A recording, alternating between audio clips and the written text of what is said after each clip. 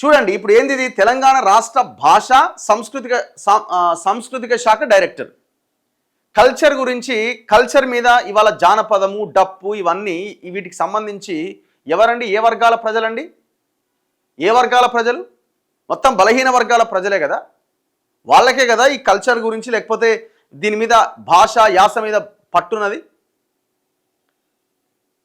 ఇప్పుడు ఎవరి చేతిలో పెట్టాలి? ఇదిగో culture department of language and culture, posting doctor Anugu Narasimha Reddy, additional collector revenue department as director language and culture on deputation basis. Deputation మీద ఆయన ఇక్కడ పెడుతున్నారట, 2 సంవత్సరాల పీరియడ్. నిన్న జివో ఆర్టీ నెంబర్ 278 ఇది రిలీజ్ అయింది. ఇప్పుడు ఈ కల్చరు సంస్కృతి ఈ విషయంలో ఈ ప్రజలే కదా మొత్తం దాన్ని దీంట్లో ఉన్నది. మొత్తం అందులో ఉన్న కళాకారులు కానీ ఏ రంగాన్ని తీసుకున్న మొత్తం ఎవరుంటారండి అందులో?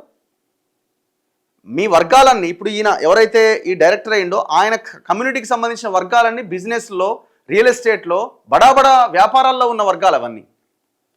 ఈ భాషని, కల్చర్ని పెంపొందించే దాంట్లో సరే ఉండొచ్చు, లేదని అనట్లేదు, కానీ మెజారిటీ ప్రజలు ఎవరున్నారు? ఇప్పుడు ఈ మీనాక్షి నటరాజన్ ఏం చేస్తున్నా వచ్చింది, కానీ మళ్ళీ ఆమెనేమో ఎంటర్ కానియరేమో, నువ్వు పార్టీ వరకే ఉండాలి, నువ్వు ప్రభుత్వ పరిపాలనలో మీ జోక్యం ఎట్లా అని అంటారు. మరి ఇదేంది ఇది?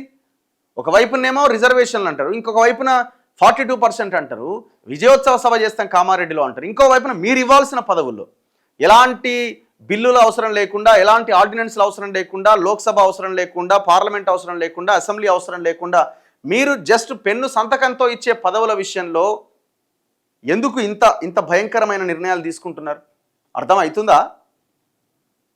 అర్థమవుతుందా మీకు?